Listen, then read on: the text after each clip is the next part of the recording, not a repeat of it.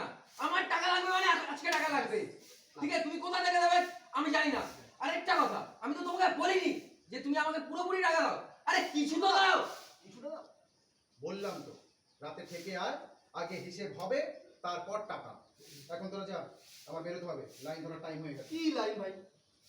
ও তো line fine বুঝি না আমি। ঠিক আছে, ও টাকা দাও, নাহলে অটো নিয়ে যাচ্ছি, টাকা দেবে, অটো ছাড়িয়ে দিয়ে যাবে। সোজা কথা। আসল কথা তাহলে এটা, তোরা এখন আমার গাড়ির উপর নজর পড়েছে, তাই তো?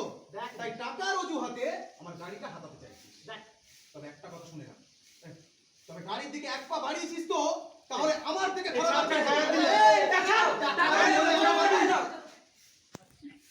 কেটে যা। আচ্ছা ওই পুরোহিতের কি অন্য জায়গা থেকে নেবো না এখান এখান থেকেই? পুরোহিতের কি নিচ থেকে? হ্যাঁ হ্যাঁ হ্যাঁ। ওকে, তাহলে আসলাম নিচে।